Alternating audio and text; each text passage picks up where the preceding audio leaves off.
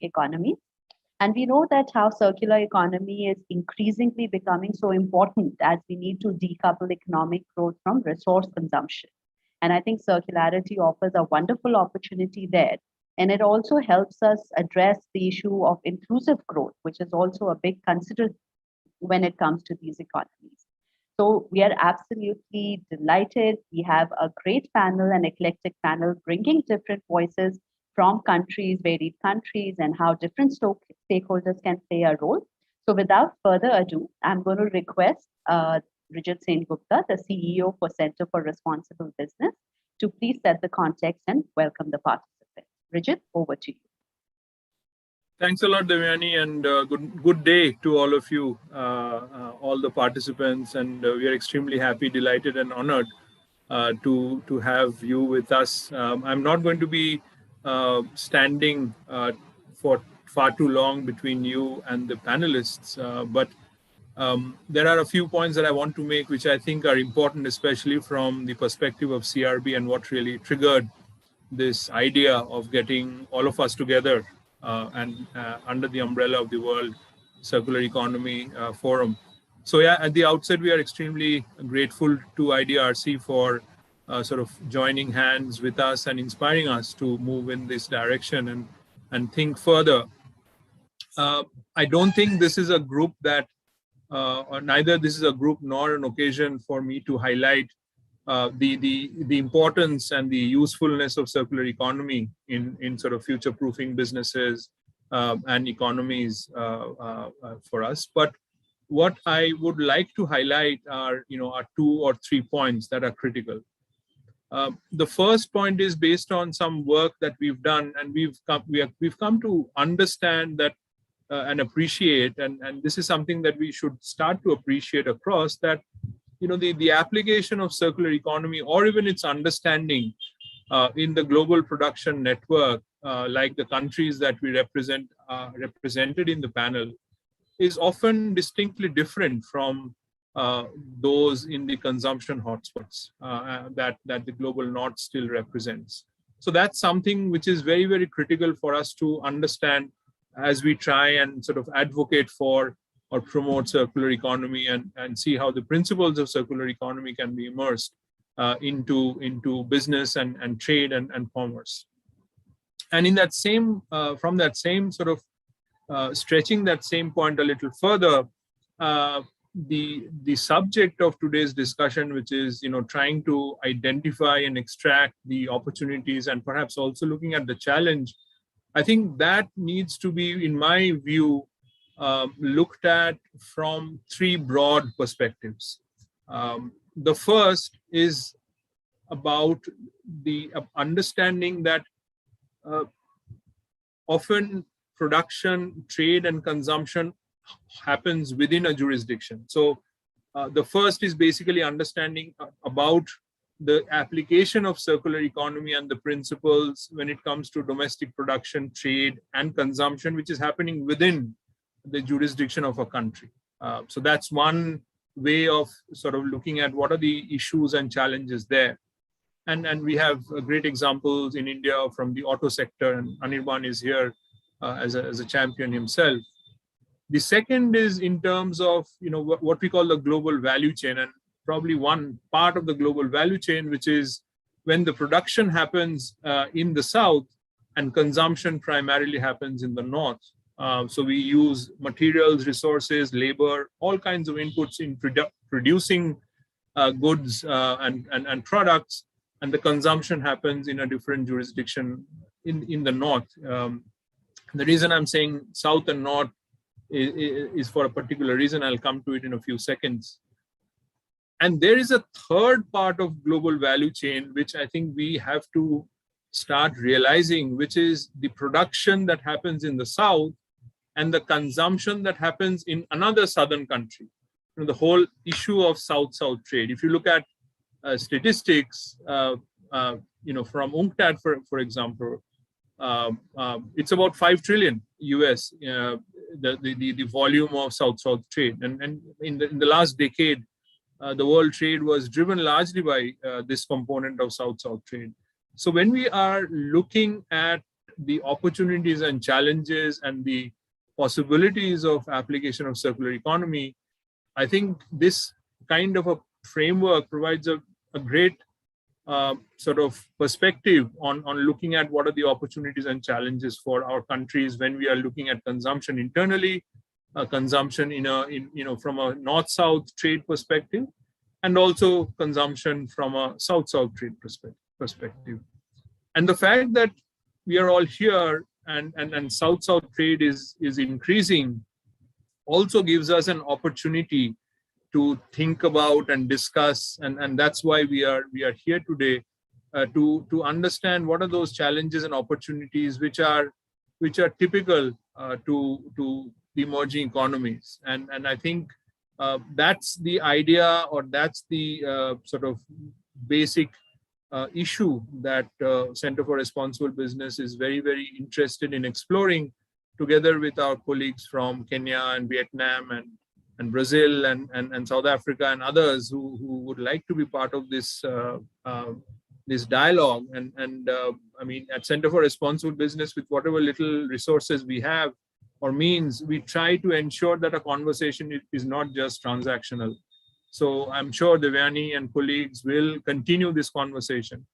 And this group offers us a great opportunity to examine this issue at great length, and also to understand and learn from the experiences and the good practices that the other countries have been facing and or are applying to promote circular economy. So I'll stop there, and I will give it back to Devyani. But before that, I'd like to thank all the participants and everybody who's made time for this conversation. And we look forward to continuing this dialogue with you beyond these 90 minutes. Back to you, Devyani, and thanks again.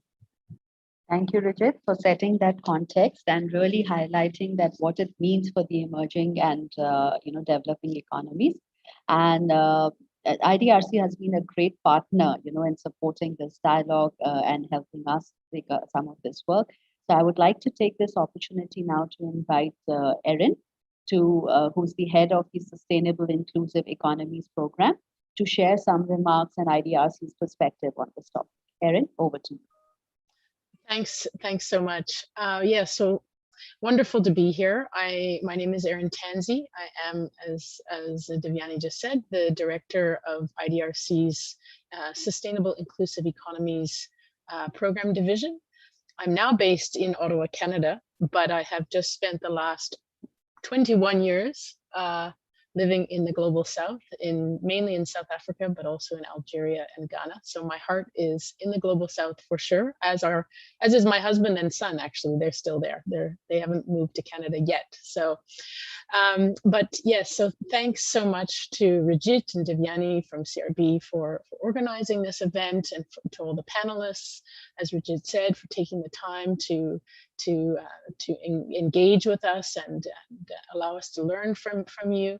And of course, also to the World Circular Economy Forum and the Government of Canada for creating space for a diversity of side events that make this possible. So it's my pleasure to welcome everyone. I know there's many of you coming from many countries around the world, so that's absolutely fantastic.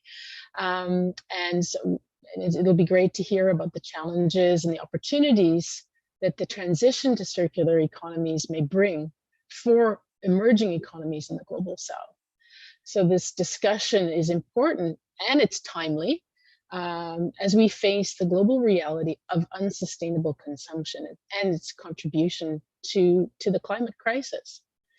So IDRC's program, called the Sustainable Inclusive Economies Program, recognizes, of course, that the next 10 years to 2030, or 9 years, I guess now, they're critical for our planet. And our goal is to build the evidence base to support sustainable development that reduces greenhouse gas emissions, but also development that creates opportunities for women, for young people, and for other excluded groups, and gives them a voice and a seat at the table as economies transition to low carbon economies.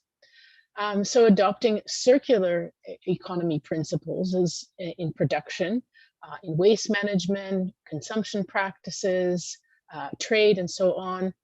That's the kind of reshaping that our systems need. So an economy that's based on eliminating waste and regenerating the natural systems that we rely on. It's essentially a system that functions within the boundaries of the planet and changes what and how we consume. And it's a critical shift in how we organize our global economy that's needed if we want to succeed in preventing the worst consequences of climate change, as we've heard from the most recent IPCC report. But it's also something that needs to be inclusive.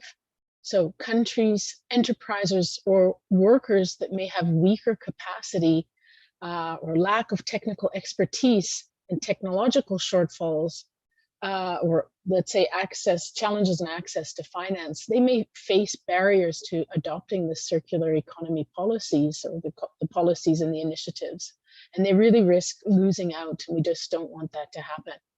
So to really succeed in the global circular economy, we need to understand what it means for our systems of global trade, currently accounting for the movement of the vast majority of goods we use, as Rajit spoke about.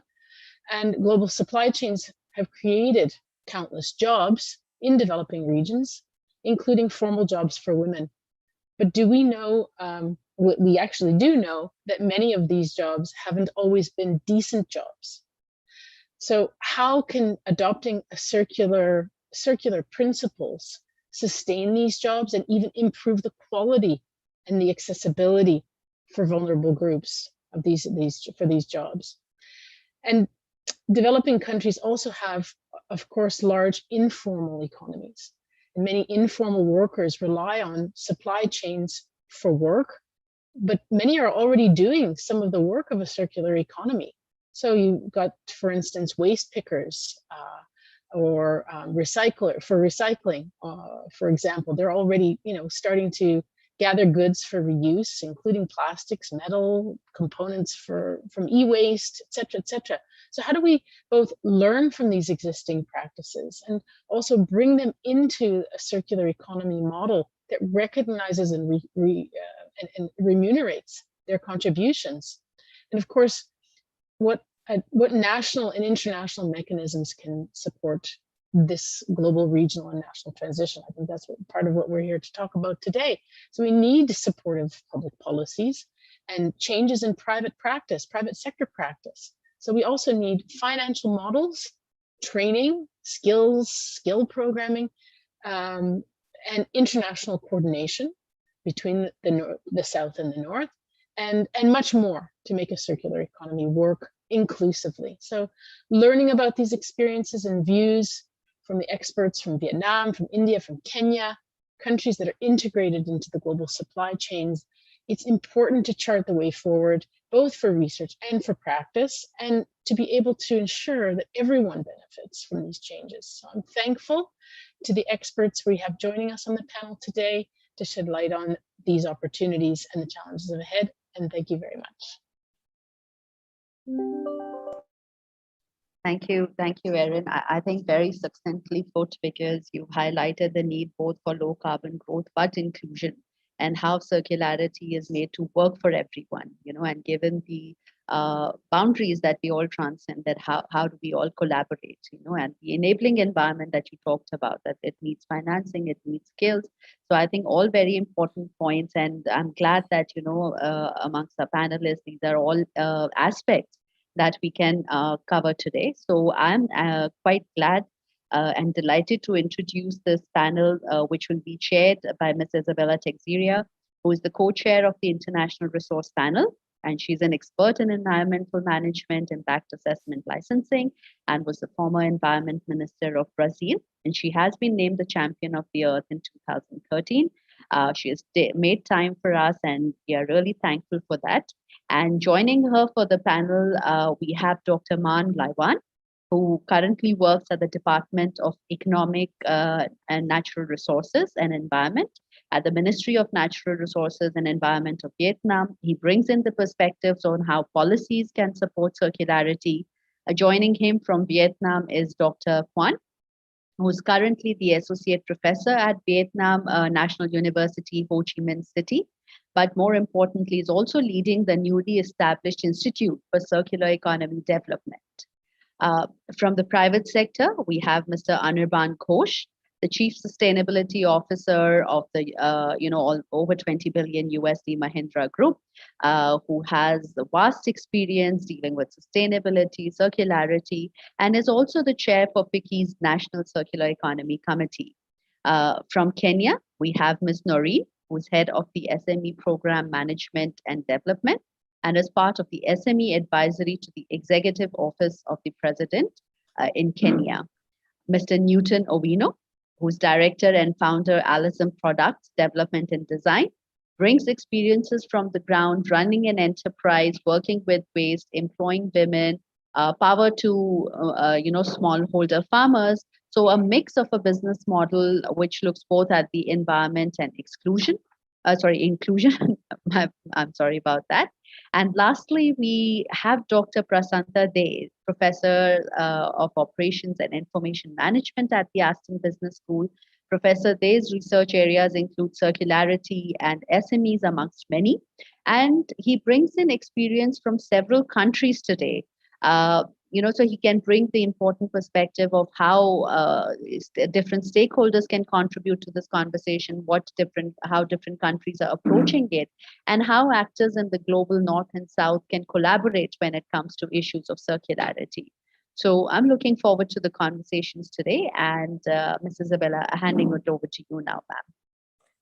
Okay, thank you very much. Good morning from Brazil. And also I'm very honored to have the opportunity to join you today. And not only because we are discussing this important agenda, but also to share different perspectives concerning circular economy, and not only the opportunities, but the key role that circular economy must play and should play considering the global crisis and the global environmental crisis. And the world is learning exactly today, considering the pandemic crisis, what is the meaning of the global crisis.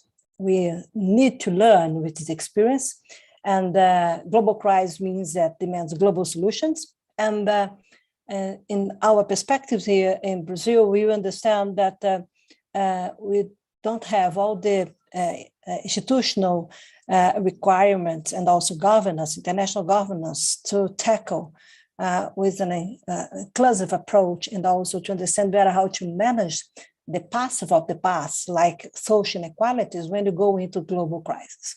So my first point here, when you come to into circular economy, we need to understand that behind the three global environmental crises, climate change, nature crisis, and also pollution, as United Nations, UNEP highlight today, we have the natural resource crisis.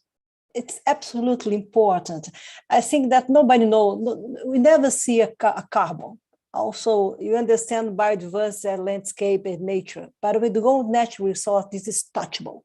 And it's very important to understand how we can come into the population, to different societies around the world, to make it clear that they can change.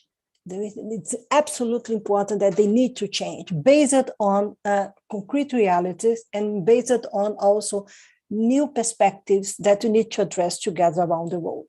So when you go into this global crisis, it's important to recognize not only the climate and nature transitions, but means circularity transition. So the future is not more a linear projection of the past. It's very important to observe this. The second point here is the change of the Earth systems. It's not only the crisis that we mentioned before, but we need to understand how we have this innovative global governance to ensure a stable Earth system for humanity and natural resource efficient use. And also how we can bring nature and climate resilience together. Of course, then we try to discuss this when you're looking forward to discuss this in political perspective, economic perspective, and social perspectives. You need to understand this is absolutely different when you go to scientific perspective.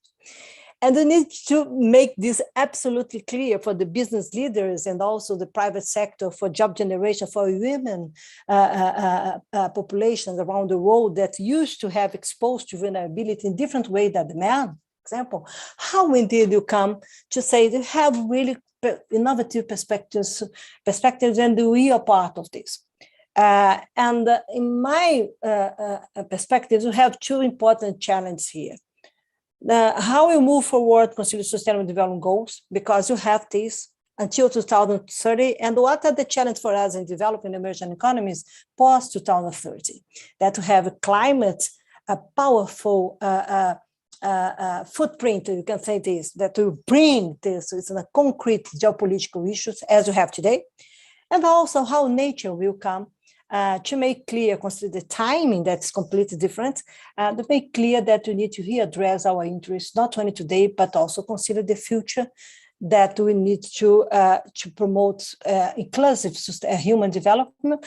And natural resource means absolutely strategic, meaning consider South countries, because you have important natural resource assets. And in our perspectives, we need to change the way that we use natural resources, not only because of the limits of the planet, but because of the limits of our development. And it's very important to observe this. Another point that is very important is partnerships, alliance, and the scale. It's not, I'm sorry, but sometimes we discuss in our countries nature perspectives or nature innovation, or nature solutions based on the small scale. It's not enough. We need scale. Okay, this is not a demonstrative project. As mentioned before, I think that it's very important to understand the role, for example, circular economy to promote job creation, decent job creations, to go into economic informality, to understand social inequality, to understand the challenge on rural ecosystems, but also urban ecosystems. And when to go into this reality, we need to learn with our experience in the past, but we need to bring the future to the present. Okay, and bring the future to the present means how we can manage this in concrete basis. So partnerships, alliance, common political rules, common understand about challenges, not only about the problems. How indeed international cooperation should and could play an important role. Consider South-South, as was mentioned before here. You have a big challenge among consider our society. You can have a green global South. And international trade is an important agenda to address this. When you go, for example, into the landscape biosphere, or the biosphere, and the land use and soil use and food production, and you have all the conditions to tackle climate change, biodiversity loss, to use better natural resource efficient, and also to promote inclusive sustainable development, and have a new geopolitical arrangement considered South-South partnership. And this is new because we have the international water rearrangement. It also is very important to reshape, if I can use the expression between quotes, of course, the international cooperation consider North and South connection and North and South partnership. And why I mention this? Because circular economy allows us to connect. The future belongs to those who make circular connections.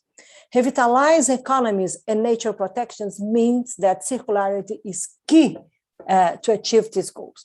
So we cannot forget, when you go into the numbers that science share with us, the scenarios that science share with us, that unfortunately you don't have natural resource available to address 10 billion people in this planet. Okay, and we need to change. And we don't need to change because we need to manage better what nature shares with us. So, and when you go into developing economies, it's absolutely important that you have asymmetries, okay, that it's absolutely hard to come together. Not only based on the past, but we need to address better the future that we want to come together. My feeling, because I don't have much time here, I'd like to address three important perspectives when you go important dimensions of challenge, and to go not only concerns when you consider the view of circular economy. First of all, the complexity of the global perspective considering the disruptive environmental agenda, post-pandemic outcomes, and the new international geopolitical arrangements. Pay attention to this, because the emerging economies used to play an important role when you come between developing economies and developed societies. It's absolutely important. Go into the developed national bank's agenda and check what's happened there. It's based on national interest, and we need to go into national interest to address the international common understanding of challenges. My second point here, this center have the climate and digital technology age. We consider this. This center will be built based on digital and technological age and climate age. So, and we are looking forward to have a just transition. What is key for this is to understand the human development process and how indeed we improve human development considering the limits that the Earth is bringing to us or pointing to us. So you have the symmetries, consider risks and vulnerabilities, and also symmetries consider opportunities. Developing economies must face social inequalities and economic informality, as mentioned before, but also we need to understand what is the new meaning for quality of life that we want to share among our societies, and indeed how human development is a critical issue for developing world. We cannot forget that the current trajectory could not ensure just transition since the material footprint in high-income countries are more than 13 times higher than in low-income countries. Pay attention to this, because this means protection and consumption, this means value chains, this means choice, and we as a consumers, national, international, we have choice. Finally, I have to mention here Brazil and Latin American circular economy initiatives. We have different ones happening today, and very important because we have new perspectives to come together regionally. And also in Amazon, today we are discussing here in Brazil how we can tackle not only deforestation. Deforestation is an issue that must be and it's not important for anyone. This is not relevant for our economy, for example. This is based on the environmental crime. This must stay on the past. But when you go into the future, we need to understand the role of circular bioeconomy. It's very interesting. We have a new green economic recovery plan for Amazon region today, proposed by the subnational players, exactly addressing one of the building blocks, exactly circular bioeconomy as a concrete solution to produce or to provoke sustainable development for around 27 million people that live in Brazilian Amazon region. And 8% of this population lives in cities. So it's very important to understand how we can use the emergence of new economies to address concrete solutions, challenges as shortcuts for challenges of regional development and bring pan-Amazon countries together. Also, I'd like to highlight here that in Brazil, we have a Brazilian hub on circular economy for private sector, the engagement of different economic sectors like mining, like steel, like industry, they are coming, agriculture, they are coming together, private companies together to work based on circular economy. Also, you have a Latin American Circular Economy Initiative promoted by UNEP, IDB is joining together and join us, and ECLAC. They are really important international institutions that are looking forward to come to finance, to support, to promote innovative arrangements for regional development. And also Mercosur is coming to discuss circular economy. My last comment exactly to highlight here that Brazil now announced a new roadmap for circular economy. The Brazilian government announced this 2 months or 3 months ago. And this means that, again, industry or the private players, important economic sector, they are coming exactly to understand better how will be the new strategy that will be promoted by a country like Brazil to address concrete solutions for economic growth and for sustainable development. This means that we have other players, independently of the political crisis that we have in Brazil, how private sector and financial sector, they are hosting this agenda. They are looking for, together with science, to come into new perspectives for national and regional development.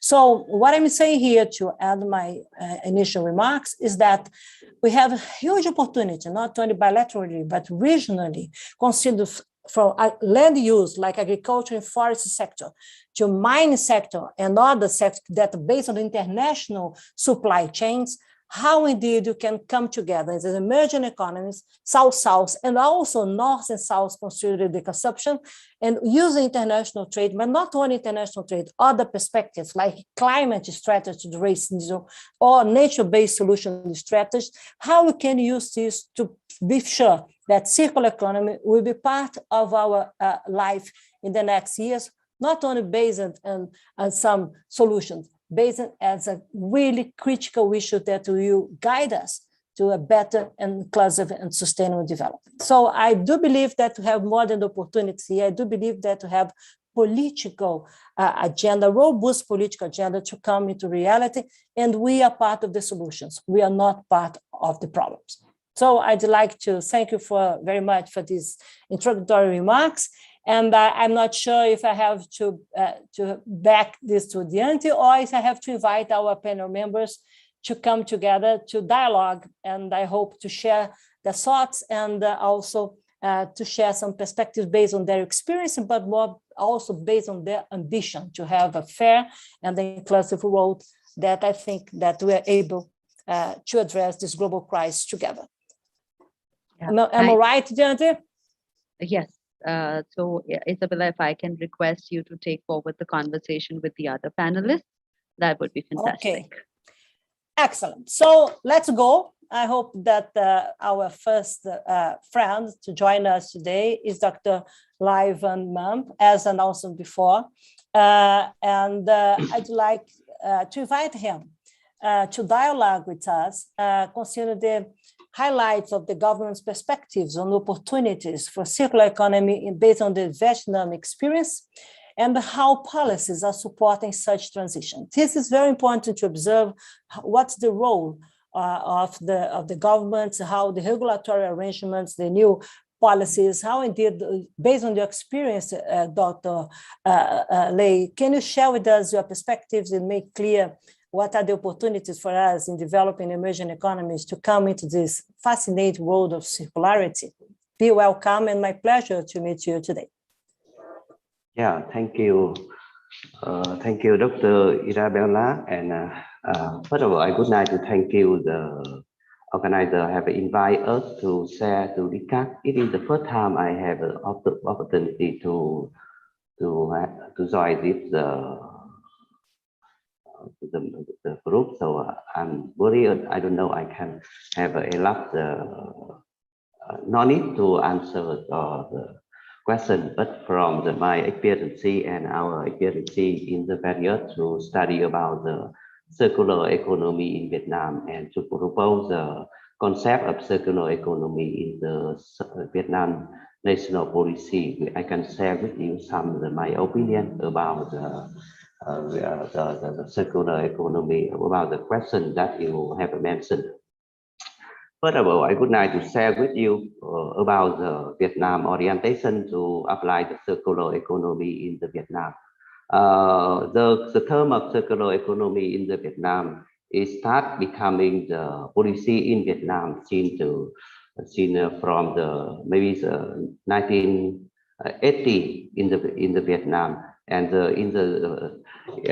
especially in the National Strategy on Social Economic Development. In the period of 2021 to 2030 have approved the concept of circular economy into the national social economic development. In addition, some the sectoral strategy also mentioned about the concept of circular economy or orientation to transition into the circular economy in the Vietnam.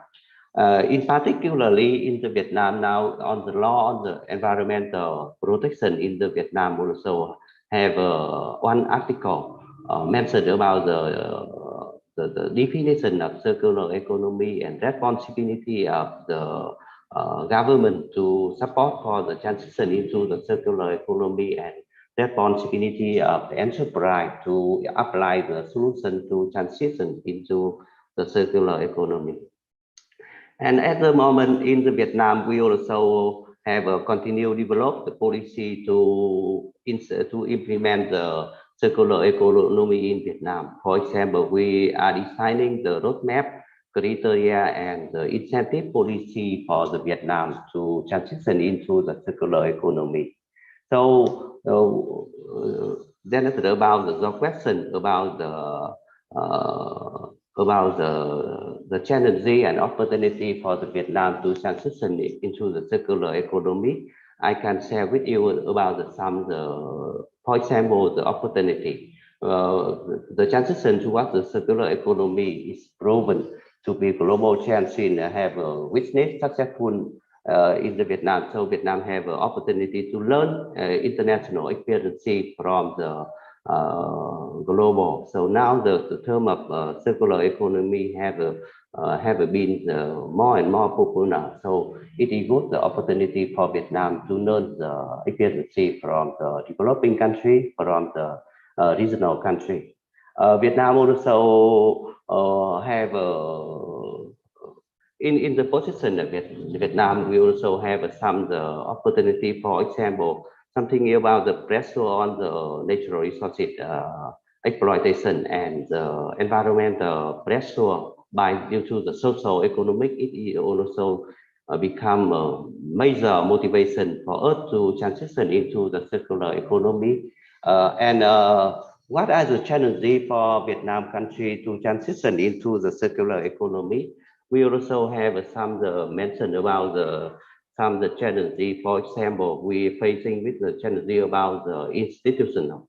How to change the institutional and policy to support for the transition into the circular economy is a big issue that now Vietnam need to continue the performance in the future. And second, we also facing with the problem about the behavior of consumer and producer. How to change the behavior of the consumer and producer in the economy is too difficult for the Vietnam due to the position of the country, the condition of the technology in my country is low. So in order to transition into the circular economy, we need more and more the capital to transition into the circular economy in the Vietnam. So we also facing with a lot of problem and about the policy, how to support for the transition to the circular economy in the Vietnam. At the moment, we are designing the incentive policy for the transition into the circular economy in the Vietnam. In the roadmap, we also have an idea to propose with the government some sectoral, some prioritized sectoral area in the Vietnam. For example, in agricultural sector, in the plastic sector, and in the waste management, something like that. Of course, now we are still have a lot of discussion about the roadmap for my country. It is a too difficult question for my country. But the policy to support for the government, we think that the government have the important position to create the foundation for the enterprise, for the consumer to transition into the circular economy, to change the behavior. For example, now we also apply some policy. For example, green taxonomy, green credit, green bond to support for the enterprise to investment into the recycling area or the green area to transition into the circular economy, something like that.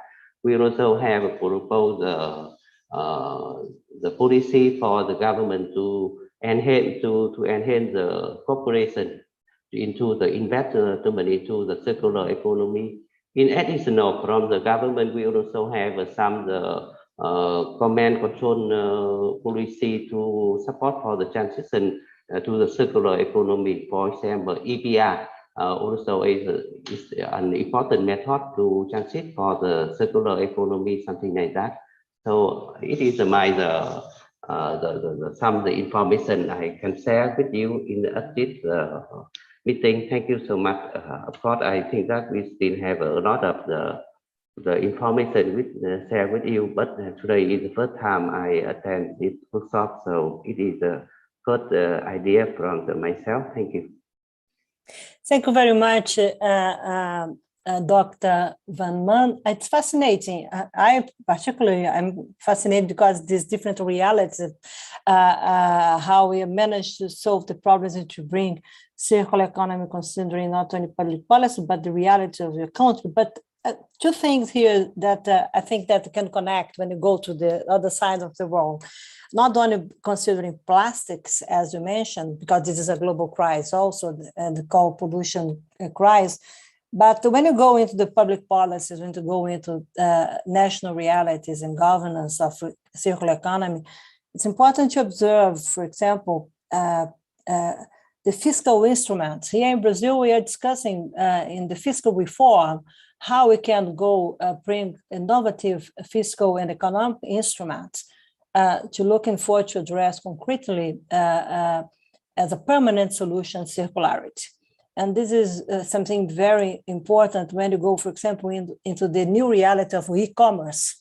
E-commerce is not only a trend. E-commerce is a new reality around the world, and a country like developing countries, a high impact, and pandemic crisis makes it very clear for us. Okay, and when we discuss waste, recycling, how we manage this, it's very interesting how circular economy go into this world, this new momentum of the world as a digital and technological age, and makes sense for us to build really robust solutions to readdress our relationship with nature, to nature. So it's fascinating learning you understand better our institutional arrangement to support circular economy, as your roadmap, the priorities. This is part of these perspectives, and I hope that I can learn more with vision and experience. We can learn more with your experience. And for exactly for this, I'd like to invite the Professor Kwan, that, as mentioned before, he's from the Institute for Circular Economy and Development in Vietnam. And I'd like to invite you, Professor, to have the screen. And I'm here to try to provoke you, considering some questions like, what are the challenges for promoting circular practice in Vietnam? And how does the Institute address some of the challenges? What is the role of the Institute, like Institute for Circular Economy Development, ICAD, in Vietnam? And how does they engage with different stakeholders? This is very important because circular economy is coming also as part of the multi-stakeholders global economy. And what are some of the innovations facilitate actions on circularity? So based on concrete solutions, based on really concrete perspectives, real perspectives, would you like to share our experience, your views, and how we can share with us really innovative perspective based on your experience? Please be welcome, and I'm very honored to have you today here together with me. Thank you.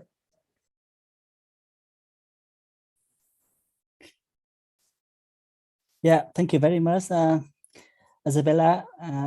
Actually, it's my really great honor to join the panel discussion today.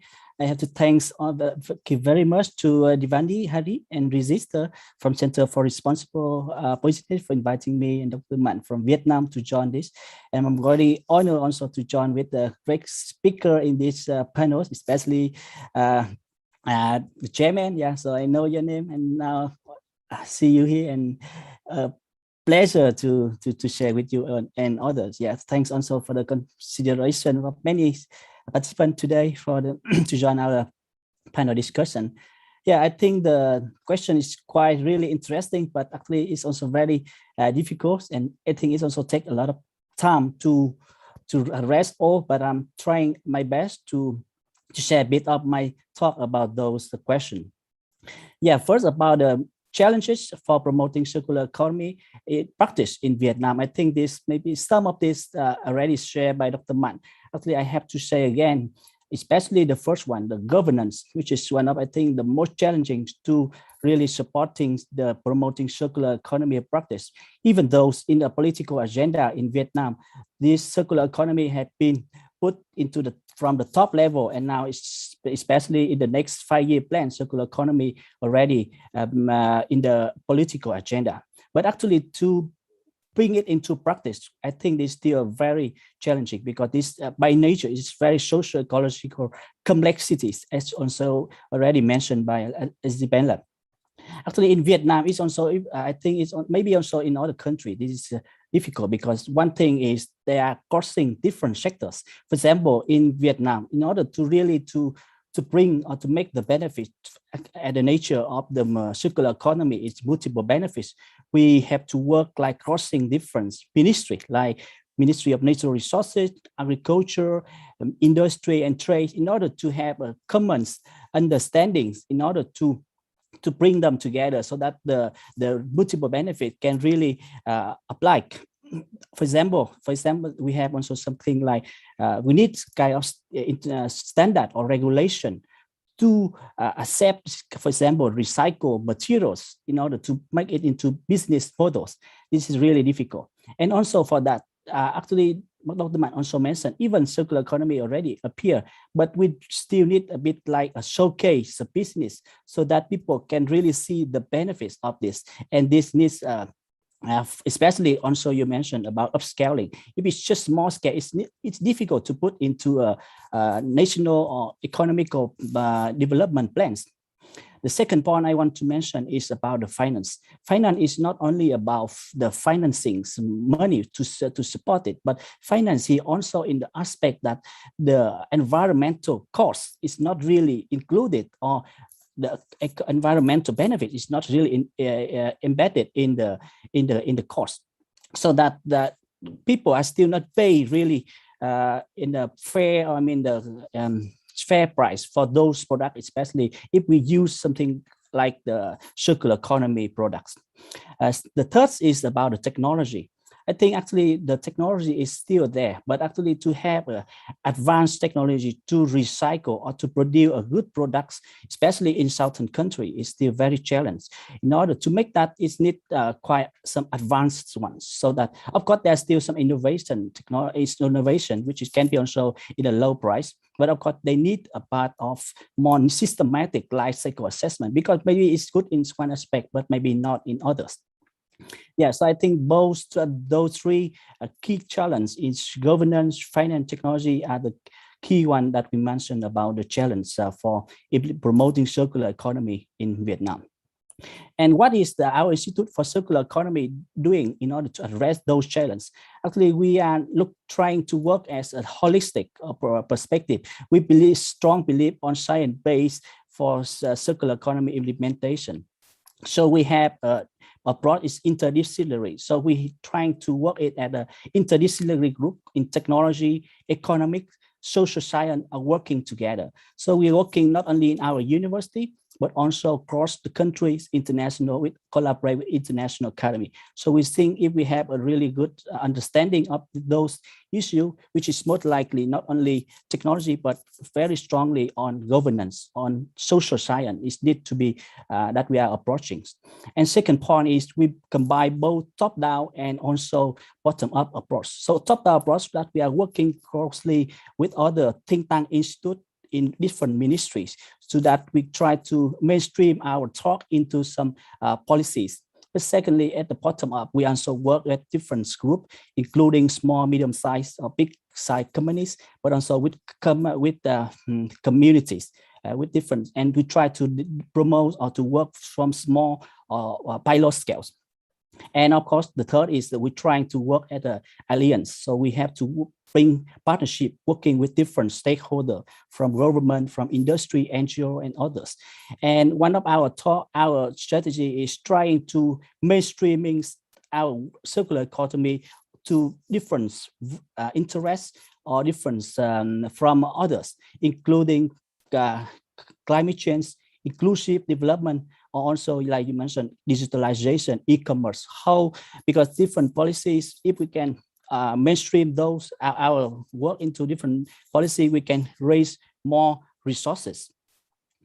Yeah, and how we engage different stakeholders. Of course, the first is we try to show different stakeholders about the multiple benefits, and we try to find a common interest to work so people see that is win-win situation, so they work together. So we convince the needs of science-based. So of course, that is our strength, but of course we have to build the vision or consensus together with them, not only for the short term, but also for long-term collaboration. We start from in-kind contribution, we're organizing webinar, writing scientific papers, and we give free consultation to different groups of people.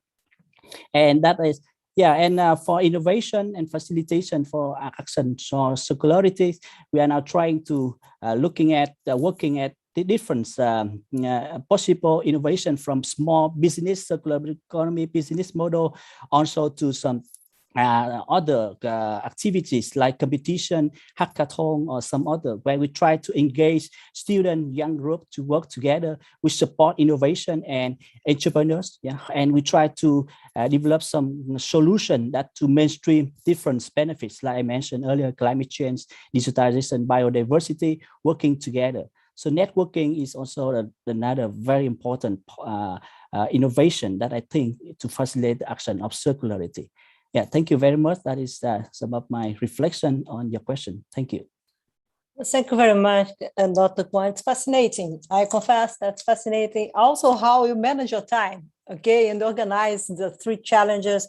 And I fully agree, consider the challenge that you have in governance. And I fully agree, your understanding, consider finance is beyond money. And you cannot forget that you have, as you mentioned, to embed the environmental benefits, but also the environmental costs. But you cannot forget that we have risks and vulnerabilities, and we have discussing this today, specifically climate change crisis, the impacts of climate risk for the stability of the global financial systems.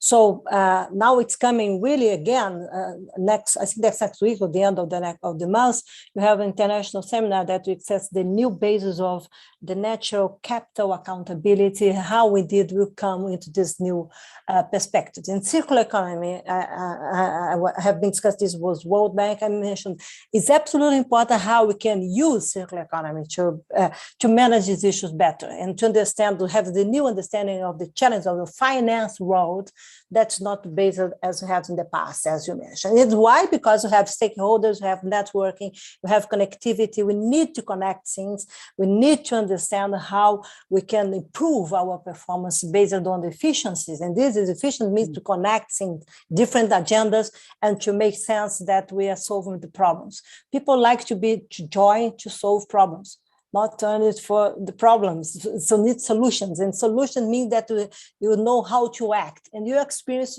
show this very well. Consider all the arrangements, how mobilizing people, top and down and bottom up approach. It's very interesting, really very interesting. Thank you very much for your intervention. And it's amazing. And considering your circular impact, I'd like to invite Mr. Anirban Ghosh to join us, exactly considering the experience of the private sector. This is the other side of the world. This is based on the concrete reality, the challenges for private sector, and how it did. Please be welcome, Mr. Ghosh, and tell us, the current states for the conversation on circularity in India, consider the business sector.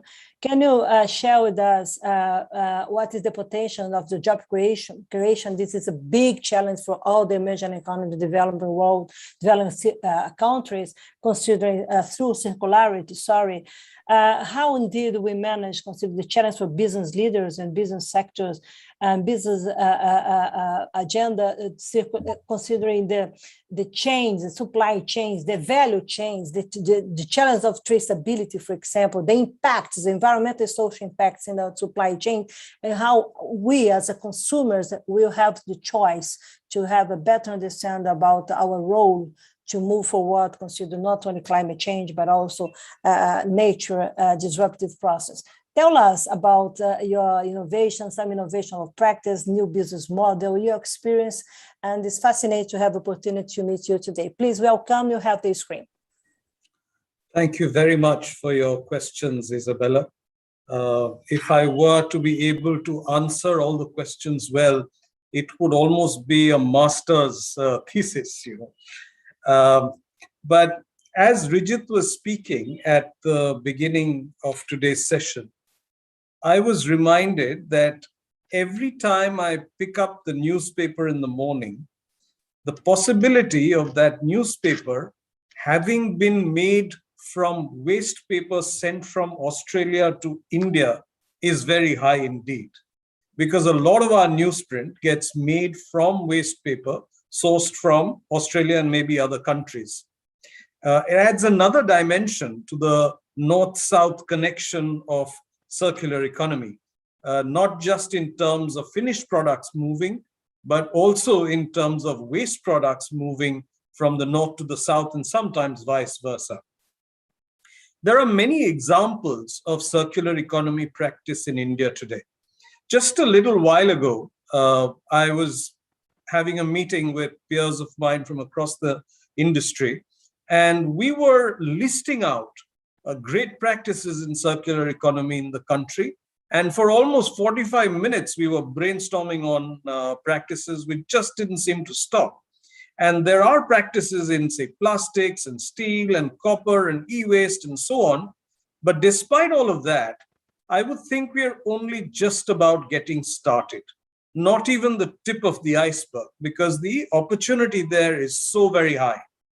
We are hopeful that now that the 11 committees have been constituted by our planning body, Niti Aayog, in different areas to enable circular economy, both from a policy regulation and implementation perspective, that we will very soon see the acceleration of circular economy practices in the country, which, as a report by the Niti Aayog says, has the potential to create 14 million jobs and about $1 trillion for the GDP.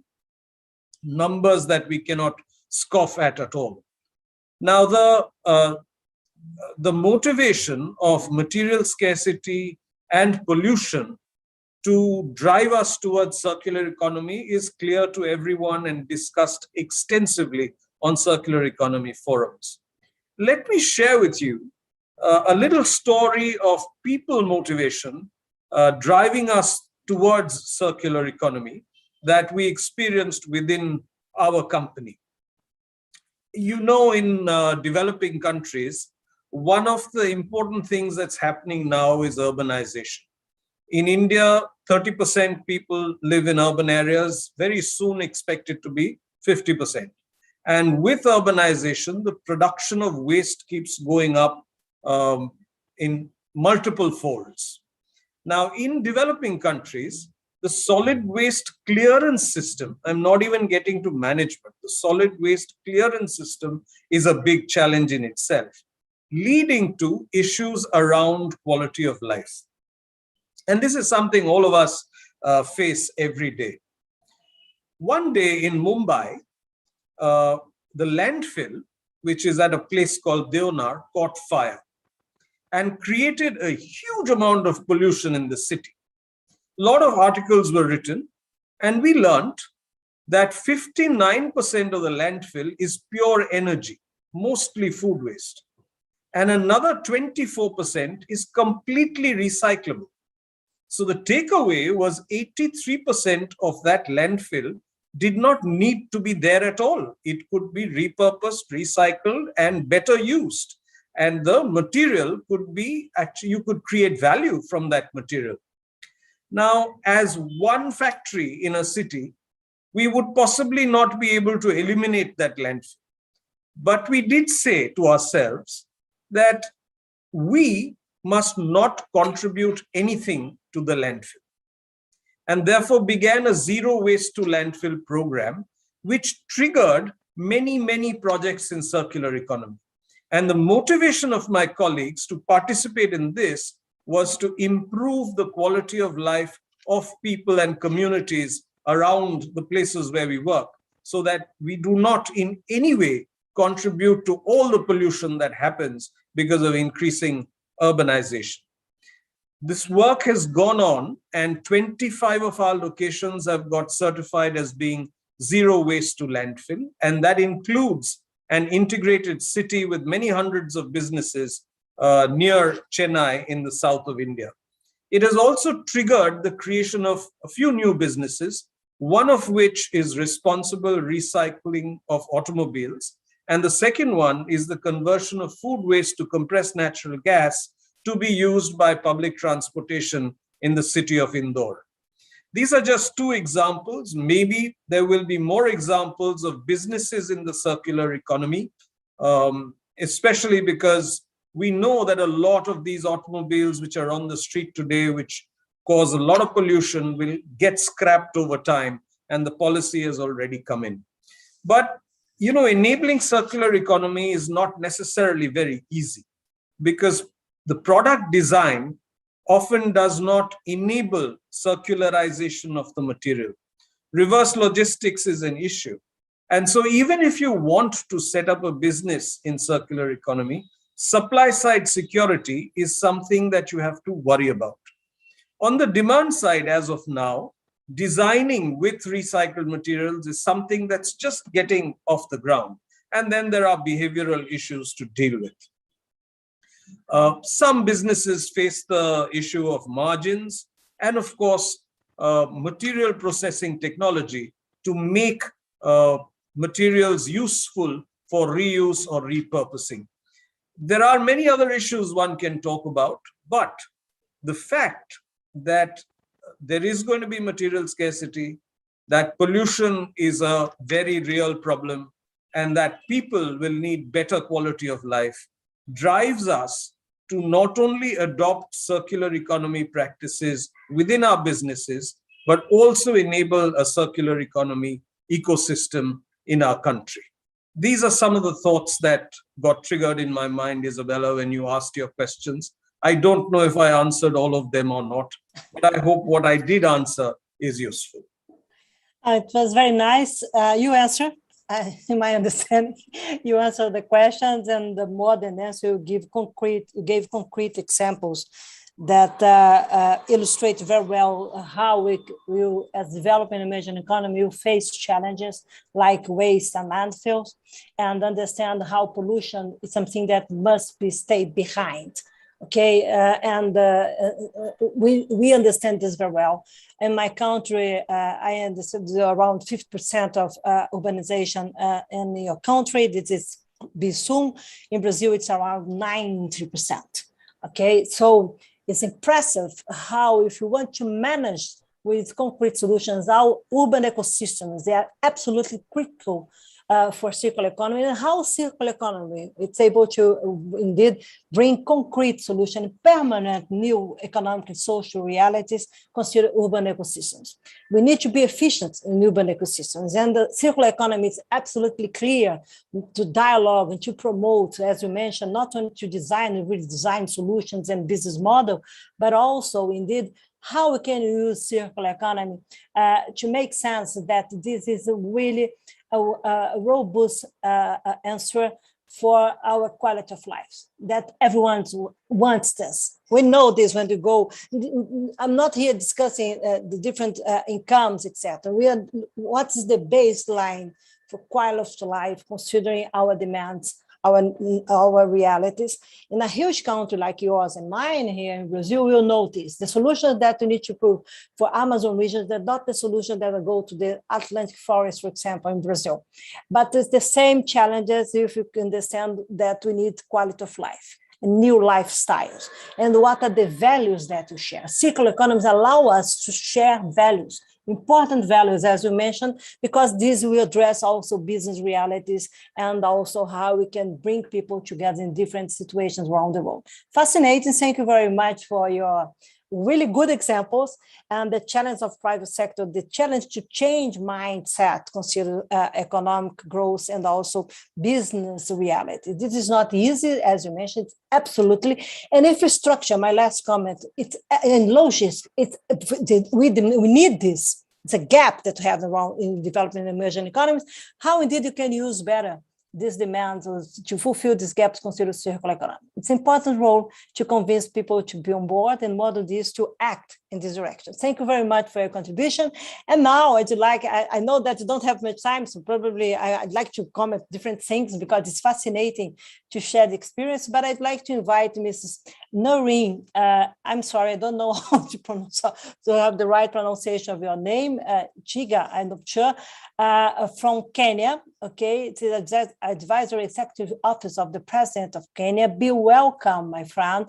And would you mind to share with us the role that the circular economy plays today in the priorities of the Kenya government, and also the impact of this for small and medium business, and what are the main challenges that policy actors face when integrate circular economy as a consideration? This is very important because it's again based on concrete experience and emerging and developing economy. It's important for African economy and also for the grow, or as I like to say, green global south. So be welcome, my friend. I'm very curious. We are very curious about your experience. Let's learn with your experience. You have the screen.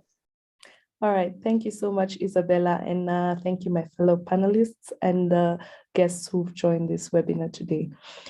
As much as the circular economy is a new concept in Kenya, the government, through the Ministry of Environment and Forestry, and the other ministry, Trade and Industrialization, as well as multilateral agencies, have made it possible by developing corresponding policy frameworks that ensure there's a smooth transition, from the linear economy. And through these meaningful partnerships between government agencies and the private sector, we can say that Kenya is on a path to strategically integrating circularity in key sectors, which will result in the development of new businesses active in redesigning, recycling, and waste management. This will also increase sustainable economic development and resilience from where we see. As I've mentioned, for us, it's a young journey, but the effort is very much there. And just to share some general information about the country, in 2019, before COVID, our GDP was at 95.5 billion, according to a World Bank survey.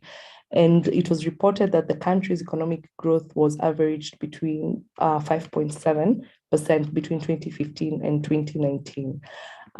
This shows that Kenya is one of the fastest growing economies in sub-Saharan Africa. And this has been boosted, of course, by a stable environment. And some of the key sectors that we look at in our economy are manufacturing, construction, agriculture, which is also a key sector, e-commerce, tourism, and of course, ICT, information and technology. So Kenya is quite unique because we have a youthful population base, whereby 70% of our youth, of our demographic is below 35 years. So you can see, being a youthful demographic, of course, we are more advanced and enriched in areas such as technology, because we have a large group of the youth who are interested in innovation and some even venturing into eco-innovation. And we have supportive agencies in place, such as the Kenya National Innovation Agency, which is working very closely with the youth on this. Because my background, as you mentioned, from the SME Advisory Unit, which is a unit based within the Executive Office of the President, our focus is in supporting and seeing the development of SMEs in the country. And how we work is we work through public and private partnerships. And with Kenya being an agricultural country, whereby 26% of what is contributed to our GDP is from the agriculture sector.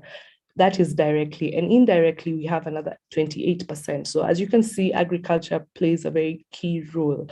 So as our unit has been interacting with the different government agencies and the private stakeholders and also the SMEs, we've realized that waste management is a key issue within the different agricultural value chains that we have. So the agencies are in discussions on how do we break down these barriers. and how do we bring about, productivity within these value chains? And I'll give an example of the rice value chain, which we recently had a look at. So we reviewed the value chain, and we saw that a lot is being wasted when it comes to during the production, especially like the drying of rice. So we set about and involved, partners from the public and private, and we embarked on a mission to see what changes can we bring into the sector. And this brought about us bringing mechanization into the sector. So through mechanization, we've seen a rapid transformation just within that value chain on how, the husks are dried and the milling, how it's done. And the private partners have also been able, to come in and give in the support that is much required. So just using that as a case example, it has informed policy on how it is that we're looking at the other different value chains. And this is happening with different agencies also. How do we look into waste management and use that as, a way to have a turnaround effect in order to have, more resources and, have more productive economic outputs from these value chains. So how we operate, as I mentioned before, is through public-private partnerships. So, we have good partners in the country, such as AGRA, who've been at the forefront of supporting this. We also have Kilimo Trust, who we've been working hand in hand with, Farm Concern International, and, just to mention a few. And how we normally use this instances of incubating these programs in order to inform policy change is they are housed within the ministries, the different ministries that are executing these programs. And it's just not only in the agricultural sector, even in the fashion and textile sector. Right now, we have a committee that has been set up to look at circularity practices to see how, that value chain of textiles and fashion value chain can be turned around. And this is quite at quite an advanced stage. It's being led by one of our professors, Professor Igad Josfat. Sorry, I'll mention his English name, Josfat. And the UNEP, so it's called the UNEP Intext. And we are foreseeing that there'll be such a big change once this is done, once the committee is done with its work. And which will, be able to have a catalytic effect. Of course, there are pillars which we respect. And, we have realized that for this business people to be able to get from point A to, market access to the last point whereby they're able to, export or sell their goods, the steps that need to be in place. And the government has been very supportive in this through 4 pillars. And the first pillar being access to finance. So through our treasury, our national treasury, we've been able to offer the partial credit guarantee, which is affordable financing for our SMEs. And through the policy and regulatory environment, which is the second pillar that the government looks at, we've been able to come up with policies, that support how to grow the SMEs. And the same also applies whereby the circular economy is embedded in there. And then we have market access. So we look at market access and how it is that we can support our businesses. Capacity building is our 4th pillar, which we're very keen on. And this is done, of course, through public and private partnerships, as previously mentioned. We have a lot of business reforms going on. And my take home, or our take home, because we also have other government officials on this webinar today, is how we will go and include, and push for circular economy also to be taken and included also in the reforms that are ongoing. So this is at a much needed time when we have a lot of policy changes going on and discussions going on. So, we are happy to be on the call, and, we will be doing most of the note taking. And yeah, I'm sure with some time we'll be able to see some changes. So from me and the advisory, we'd like to thank you for including us to take part in this webinar. Thank you. Thank you very much, Noreen. Fascinating. I love your country. I confess here, and it's fascinating. It's amazing how we bring the issue of value chains you know that we have been working hard in UNEP exactly to address circular economy and food supply chains, civil construction, and also textile industry. They are absolutely key. You have an important report published recently exactly to address sustainable consumption and production and use value chain, how circularity is absolutely key for all the steps of the supply chains. And that's why I mentioned before the choice that we have as consumers nationally and internationally based on our realities. This is very important. You have a common global understanding, but you have national realities, as you mentioned. And you mentioned, for example, that we have a lot of business reforms today happen in Kenya and how it is important to connect. So based on your realities, how we are using these opportunities. And my feeling is that when you connect agriculture, and agriculture is key for your country, as is for my country also, and you discuss food security and globally, and how indeed we come together with poverty eradication, that is very important for us, and the end of hunger around the world. It's how we connect soil, biodiversity, water scarcity, water security, nature, food circularity. This is how we are emerging economies should come together, discuss this, not only discuss it, but have this new alliance in South and South alliance together with North and South, because international cooperation means that we need to be connected and based again on solutions. So thank you very much for sharing with us your perspective, bring public and private sector partnership. And I like too much that you mentioned youth. It's very important, okay, because they share new perspectives, new values. And I understand that we are looking forward to address the circular economy coming together with these new values that new generations share, and how important innovation mobilize the youth in the right direction. I hope so. So circularity also will go beyond the networking that we have today, but understand that means job generation, means decent lives, means sustainable inclusive development, and also a new innovative ways to have public governance in our countries. This is very important, how you can be efficient, consider public policies and public governance. Thank you very much for your contribution, your perspective. It was really amazing. I hope that I can see you next year when we have you, Naya, and you can join and discuss better our realities. So I'd like to finally have the last two panelists. I'd like to invite Mr. Newton Ovino, a director for Allisan Products, and to discuss considering exactly in Kenya and consider the engagement with the farmers and also silk yarn and other products based on your experience, Noreen, that you share with us. Please, Mr. Newton, would you like to share with us your views or point of views, consider opportunities that for circular economy, your business?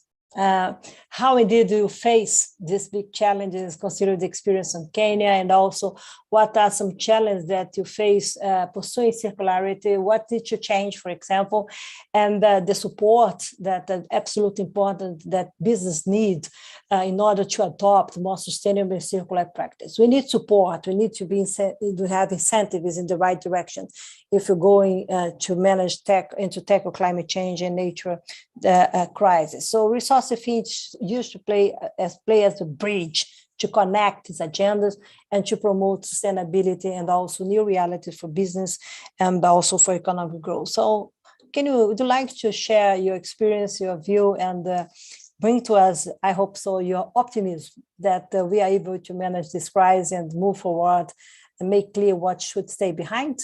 Be welcome. I'm very honored to have you today. Yeah, thank you very much. Sorry, I've just come in late. You're welcome. I think something slightly confused me. Yeah, so we are based here in Kisumu, and that is in Kenya. And our business is basically hello?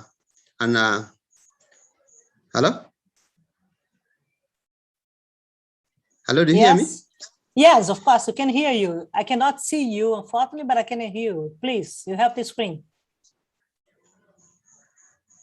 I think there's some kind of... Can you hear us? Can you hear me? Yes, I cannot hear you. So please, you have the screen. Okay, so now what I'm saying, our business is basically an eco enterprise. That means all our businesses are actually depending on other waste from other sources. We have three main businesses running together. One of them is actually the fish skin. And the second one is actually the silkworm rearing. And we also use the waste from salon. That is the hairpiece, used hairpiece to produce the doormats and other things.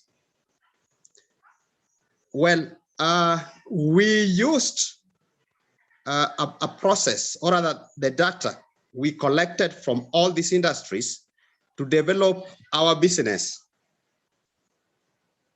Now, the first stage was actually to map our process of production.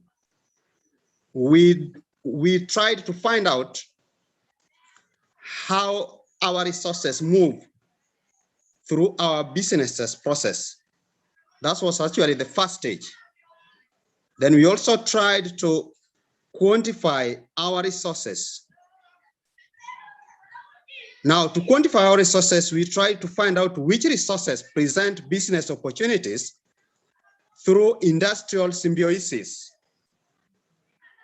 That means we were actually relying on other sectors to sustain our business through collection of the waste from those sources.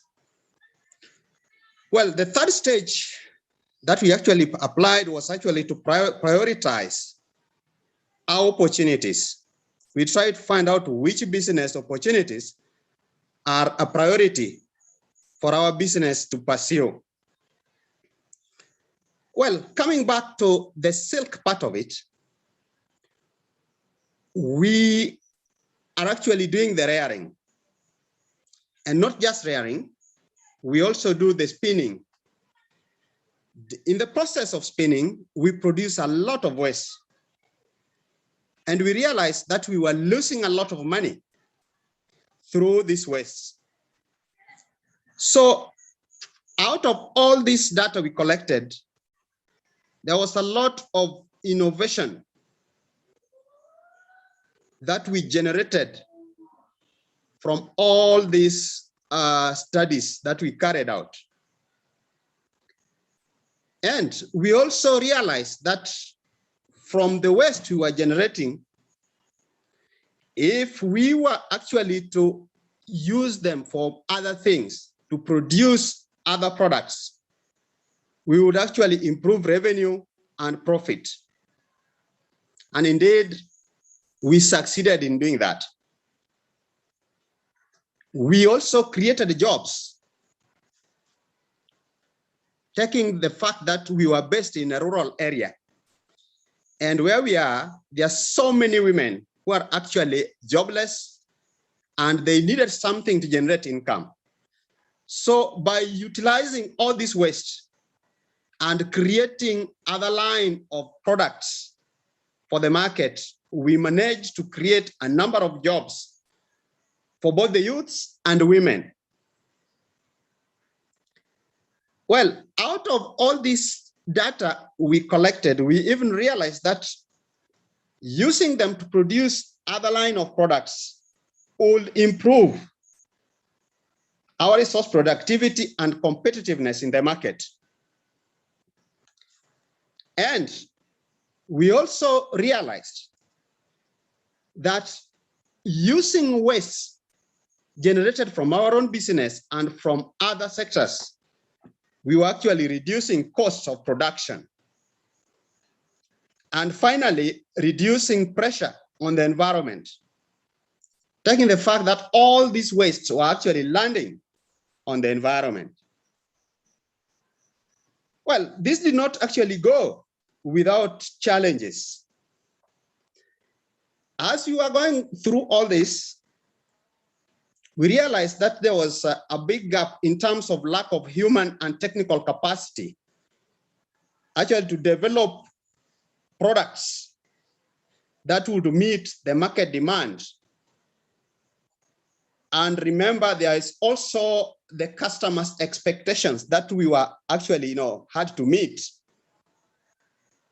Well, there was we do not have what we call the current technology to shape, or rather to put these products into the market. There is generally wide-scale reliance on obsolete technologies. Well, we also have experienced lack of information on emerging technologies. Remember, when it comes to exchange of ideas is when you can actually improve on a product. But lack of information on emerging technologies, especially touching the issues to do with circular economy, is a little bit limited. The other challenge that we faced is systematic training of employees and lack of reliable data on pollution and resources use. What does that actually mean? Most industries, or other SMEs, do not really understand that their staff needs to be trained on circular economy. And this will also save them a cost of production, as we actually realized. The economic side part of it was also a major challenge. There is lack of appropriate financing mechanisms for circular economy investments. And this affects most SMEs. You cannot even get money from the bank if you rely on circular economy to push on. The banks will not give you money. They don't see such kind of ideas as bankable. There is absence of collaborative projects and exchange programs in the region to facilitate knowledge sharing. There is very poor education and lack of awareness on the benefits of circular economy among all the stakeholders. And therefore, these are really challenges that needs to be improved. Well, when it comes to issues to do with support to this kind of businesses, we do experience a shortage of knowledge, especially within the SMEs sector. There is a need to improve local knowledge and expertise in industrial symbiosis and integrated waste management techniques. There is also a need to empower local SMEs to develop their capacity and knowledge regarding efficient operation leading to cost reduction, pollution prevention, and waste reduction opportunities. Once this empowerment is done, actually SMEs are going to realize that they have been losing a lot by not utilizing their waste to generate more money. There is a need for facilitation of access to finance and enhance trade opportunities for sustainable products within international markets. I also have a feeling that there is a need to establish a network of circular economy clubs for SMEs in the cities.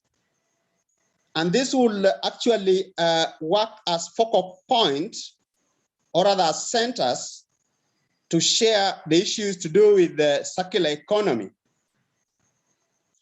And I will also urge the institutions like universities to implement internship and exchange programs to boost aptitudes for circular economy.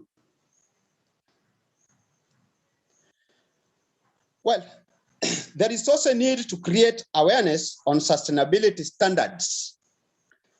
Now, this will include eco-labeling, life cycle analysis, and cleaner production approaches.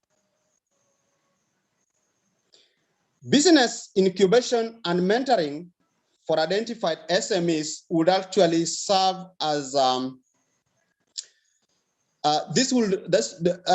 once SMEs are actually incubated, a few of them, they will actually serve as ambassadors and also create more awareness on circular economy. We need to organize annual learning events, including things to do with awards for best performing SMEs in circular economy practices. And this will actually motivate SMEs to practice circular economy programs. Well, we also need to develop eco-entrepreneurship opportunities through on-the-job training for the women. Why am I talking of women? Women are actually the core of businesses within our community. And once they are empowered through trainings, then they will really understand the reason as to why waste should be recycled back into the businesses and generate more income. And finally, there is a need to identify market linkages and conducting market assessment studies to identify specific opportunities for new sustainable product designs in local and international markets. Well, once these are put in place, then I think SMEs will start enjoying the benefits of circular economy. And that will make the whole circular economy sustainable within the SME sectors. Thank you. Thank you very much, Mr. Rovino. I like too much that you share your experience based on the realities and how complex is to manage some issues like you highlight here, for example, the case of the banks and now what are the requirements to circular economy to be bankable, or to become bankable, as you mentioned. Also the role of the human and the role of the means of implementation, meaning capacity building, the core of the business, and also to generate income. I like too much that you come to different points. For example, the lack, make clear the lack of benefits of circular economy among different stakeholders. We need to be more assertive, if I can use this expression. Also issues to support circular economy business. You highlight the need to improve, for example, the lack of expertise. And when you go to industrial symbiosis, as you mentioned, your business, it's fascinating how we structure your business, consider the waste of other business, and how indeed this industrial symbiosis realign all the sectors through the collection of the waste of different sources and produce new products that will come into the consumer's demand. And this is something that needs to be seen with the strategic, considered strategic perspective, because it's not easy to manage, not only to improve the productivity, but also the competitiveness, and go into markets exactly to address the consumer's expectations. So develop products, market demands, and consumer expectations is something that should all the time, they are tricky to address concretely is a business, and in such a way that it can be competitive and also have a strategic economic strategies to promote your business and also other SME, as you make it clear. Thank you very much for your experience. It's amazing. I confess that how you mentioned circular economic clubs, the difficult to consider cities, and et cetera, and how indeed you can utilize the ways to generate more money. This is a powerful sentence in my political and assertive affirmation, saying that how important we need to understand that we can share experience on what it is we need to generate more money, more economic growth, inclusive decent jobs, and bring women as the core of the solutions of the world. Thank you very much for your contribution. And I'd like to invite Professor Prasanta Dey, is our last panel members, that will share his perspectives. Professor is of Operation Information Management, Aston Business School. And he also had the focus of research on the SMEs and also circularity amongst the other areas. I'd like to invite you, Professor, to have the screen to give share with us your experience of working with different stakeholders, both in developing and emerging economies. You have been engaged in the consumer circularity driven through different economies, consider the experience of the North countries and also South countries, how indeed some examples, cover, so if you can please cover some examples of what you are doing in UK, what the European countries, how Kenya, Vietnam, and India, the role of the different stakeholders and difference in the approach, as you have the chance to consider our other panel members to share their experience here in this event. So please, Professor Prasanta, you have the screen, and I'm very curious to know more about your experience considering how to bring North and South together. Thank you for joining us today. Good afternoon, everyone. Thank you very much, Isabella and CRB, for giving me the opportunity to share my experience. So there is a definite advantage to be the last speaker, I guess, because all the points have been already covered and I have very little things to really do. But fascinating presentation talks, I would say, from the colleagues from all across the world. And Isabella, you're summing up.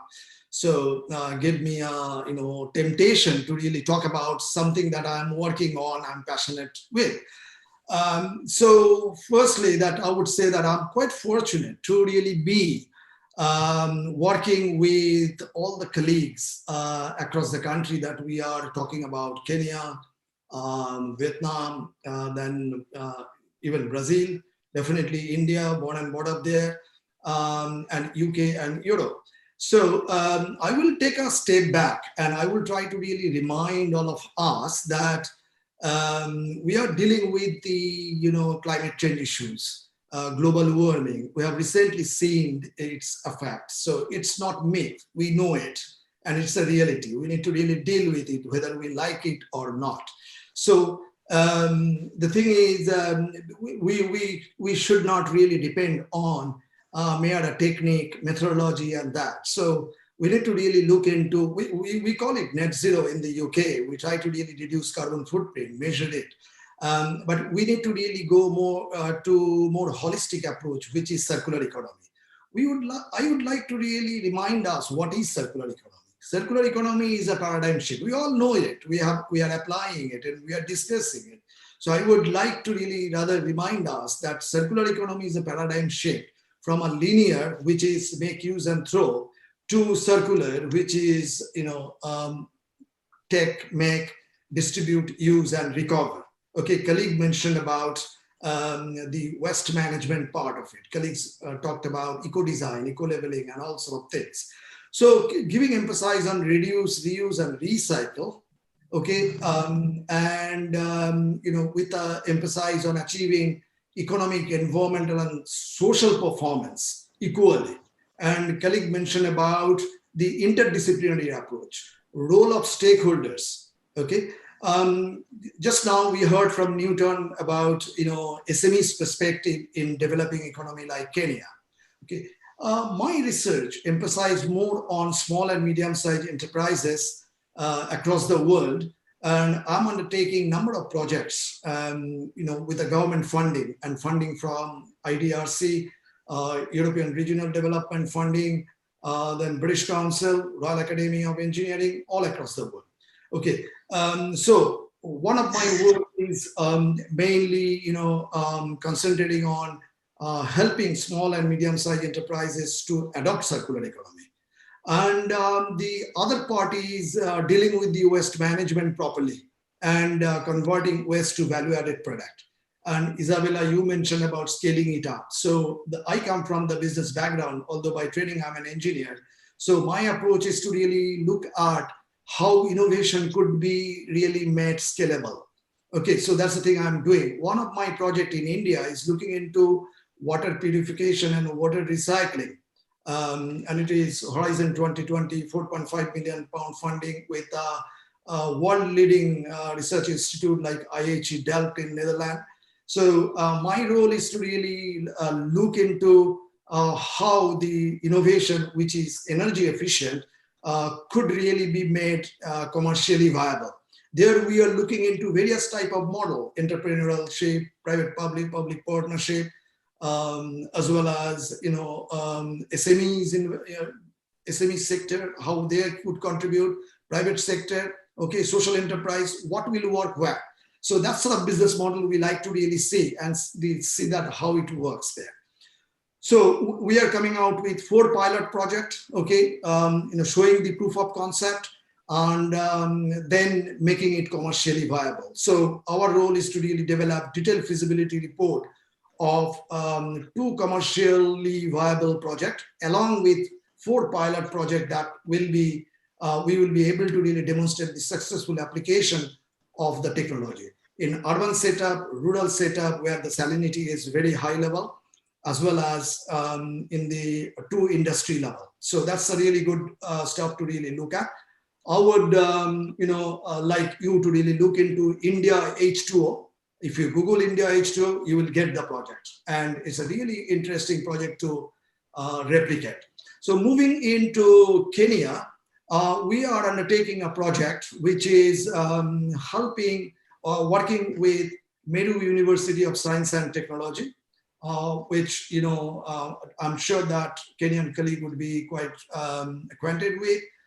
Using black soldier fly technology, we are converting human waste to value-added product, fertilizer and chicken and feed fish. We are able to really demonstrate that how effective the technology is, and we could really produce a branded fertilizer and the fish and chicken feed that can really go to the food chain and help the food chain to grow. We are doing perceptional survey also. So again, if you Google Aston University, Meru University, as well as black soldier flies, you will get our work there. So I would, and my role is to really look into the scalability of the project, and so that we could really make it a very high level. Okay, now coming back to our work on circular economy adoption within small and medium-sized enterprises. Currently, we are working with 165 companies in the UK, where in the mainly manufacturing process and construction supply chain, looking into the small and medium-sized enterprises. We have undertaken a process re-engineering approach where we look into traditional time, cost, quality, which is the productivity measures, but we have added that with sustainability measure, carbon footprint measurement, and the various social performance. So objectively determining where the companies are, okay, and then trying to find out that, make a targets and achieving that targets. The funding body has given us the target of reducing 10 ton per company in average. And till date, we have addressed, worked with 100 companies, and we could really reduce 4 times more than what we have been targeted for.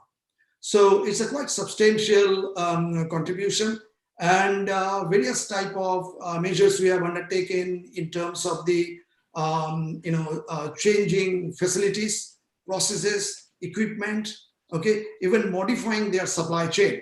So along with all those technical intervention, we have worked with the people aspect. So the companies with whom we have worked, we found that they not only reduce their carbon footprint substantially, but they have reduced the cost of their production, which has helped them to really grow with their business. So 10% business growth per company we have observed, and we have observed around 9,000 pound reduction of their production cost, I mean, and per company 2 jobs they have created. So there are quite a few substantial contribution. So taking that concept elsewhere, in India, we have worked over the period, more than thousands company all across the different states. Our current work is with Royal Academy of Engineering funding with GITAM, Gandhi Institute of Technology and Management in Vizag, as well as we are closely working with number of industry consortia in the eastern part of India, West Bengal, where I'm coming from. So there are a number of projects going on. We have replicated this project in Vietnam. We are working with Hanoi University of Science and Technology and Da Nang University. We are creating a knowledge hub for circular economy adoption. And we are collaborating with not only universities, we are collaborating with the companies, SMEs, larger company who are their customers, okay, as well as suppliers and the policymakers. So we are bringing the team, all the stakeholders together. Now, coming to the points that what we have observed, the similarity and differences in the circular economy adoption. If I try to really look into the problem from the SME's perspective, I would say the characteristics of SME's business are different in different countries. So we did a study of comparing the Indian SMEs with the UK SMEs. And we found there are similarities and differences. There are different type of challenges and that, but there are quite a few similarities like that. SMEs like to really emphasize more on the economic performance than the environmental and social performance, unless policymaker pressurize them or the customers are really asking them to do it. Because most of the cases, SMEs would be doing B2B business. They are in between bigger companies. So they will always get the design part of it from their customers. So unless you try to really address the things in the design level, you won't be able to really make much changes while you take it in the production and the reverse logistics bit of it. That's a heavy challenge. And this challenge is there across the countries. Okay, there is no difference in that. But what we have seen that, policymakers' role in the developed country is more than I would say in the emerging economy. So the motivation and contribution is more in the developed economy than the emerging economy. So that's one aspect we have seen, that if we could really enhance that, and many countries, government is coming on board to really reduce the carbon footprint substantially. We could really see one example comes to my mind that still today in India, electricity is being 70% of electricity is being generated from coal, but in the UK it is 1.6% only, and it was 5 years before it was 25%. So it has substantially been reduced, and energy efficiency measures have been given quite a bit emphasis in the developing economy. But things are really coming up. What I would suggest, I will add to that funding body has also a role to really fund it, and which is happening. I've seen that I have received funding from IDRC, EU, as well as British Council to really undertake this project. So through our project, we are trying our best to really come out with a pilot project, which we could really make a showcase so that we could allow them to really replicate. That's one aspect is very important. I think I will stop here by saying finally one thing, that industry academia collaboration is very important, and industry, academia, and policymaker collaboration is also important.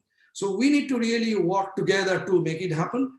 Last thing is that we all need to really make a target for achieving net zero, lowering our carbon footprint. So we need to really ask ourselves that what individually we would be doing in order to achieve that target. And as a group, what we could really do.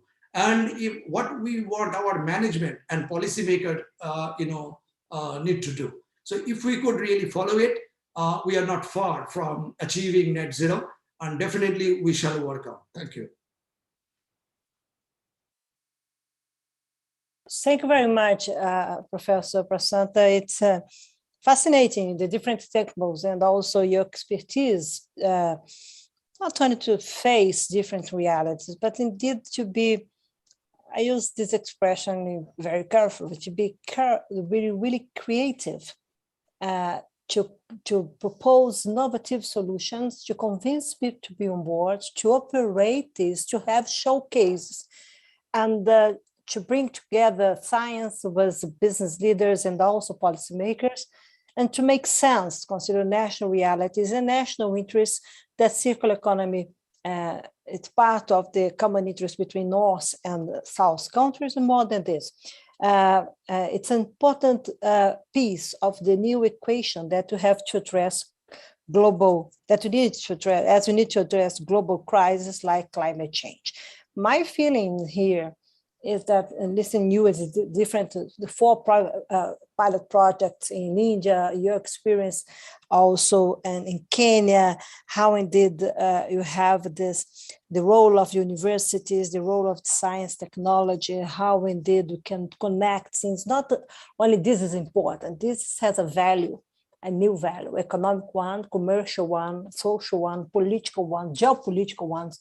And indeed, in my perspective, I think that when you have this reality of different 100, if I remember, I'm not sure if I remember the right number, 165 companies in UK, looking forward to address carbon footprint, the focus there, but also the cost of the production. You need to reduce this.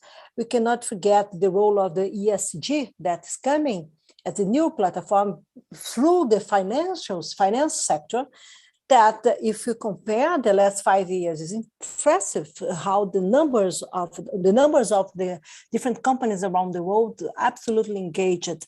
And we need to go into that to avoid also greenwashing, other green goals that we need to face, that we need to face, to avoid exactly this transition, to make clear what needs to stay behind, and to make clear how we go into the future with this new platform, this new framework, and indeed how circular economy should be used also, not only to reduce carbon footprint, to have a better relationship with nature, but also to address better risks and vulnerability. As I mentioned at the beginning, we have these asymmetries among different societies. They need to understand better the impact of this global crisis in our conditions of life in different societies. My point here is that we'll go into, if I understand your presentation, your experience, it's clear that when you go into the race to zero universe, if you go into the nature-based solutions, and you should have a natural positive agriculture, natural positive relation, everything that we are looking for to understand, to put together, because it's like a puzzle. We are trying to reframe the puzzle and put everything together. And we cannot forget that circular economy should be used to make clear that today you have some developing emerging economies, because you have assets like natural resource, you have some comparative advantage. But how indeed this will become competitive advantage in the net zero world? And circular economy is part of this construction.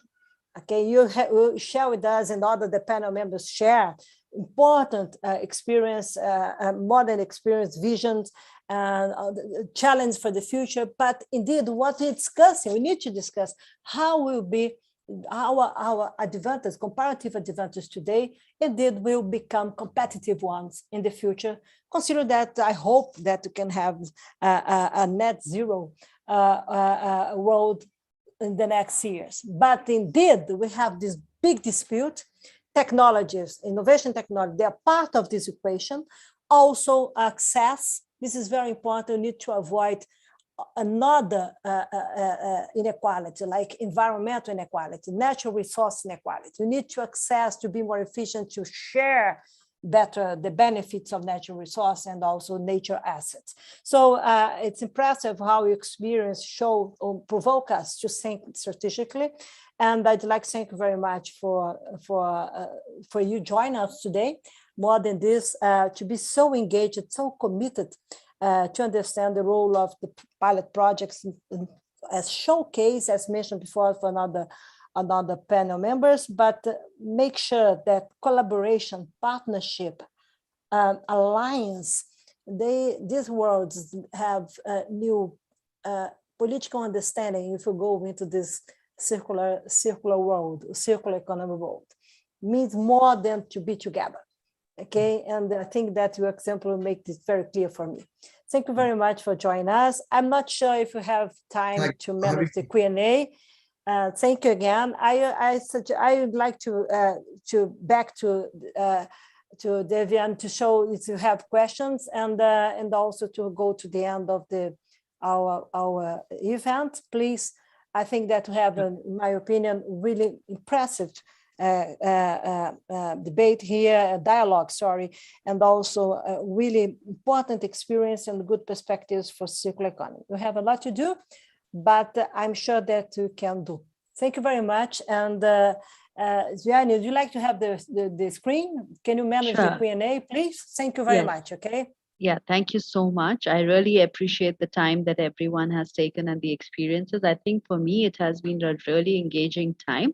And the good news is that there is a lot happening, you know, whether it be the private sector and policies, and there is a lot of opportunity for us to collaborate and share and learn from each other. We had some comments on the LinkedIn, and I just wanted to quickly highlight that, you know, the sentiment is about economic and social balance, inclusive development. But we did have a question. Is that we are racing towards the Sustainable Development Goals 2030, and is 9 years sufficient, or can circular economy help us deliver on these goals, given that we have just 9 years ahead of us? So we did have that question.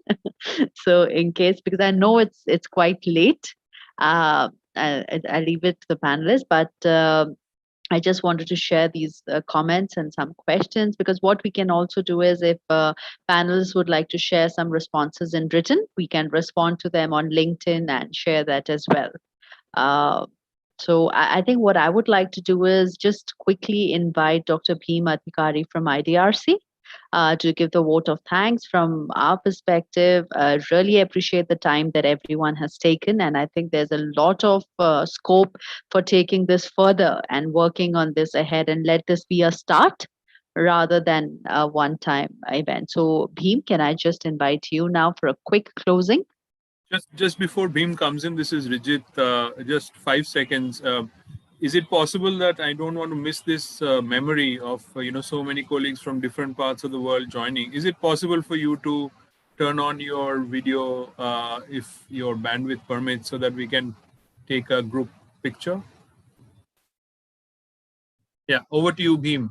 We will definitely take the picture, but we can also hear what you're saying. Go ahead. Thanks. Sorry.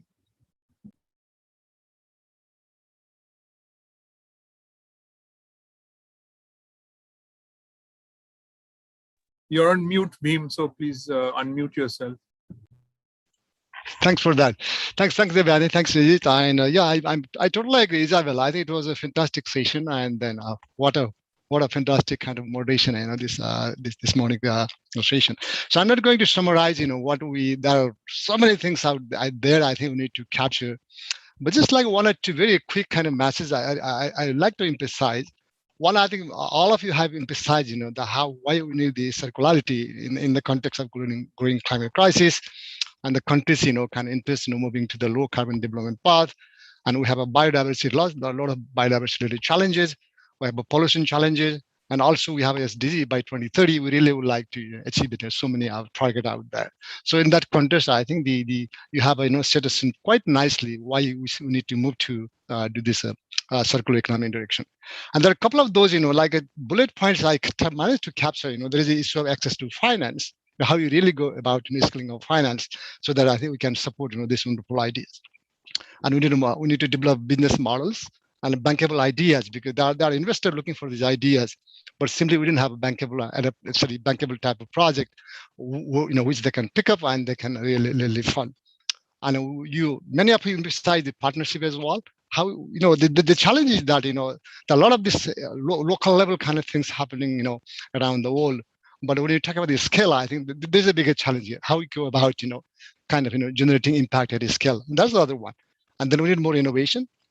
And then we have this issue of governance, really how you go about really integrating circular economic idea to the mainstream economic policy.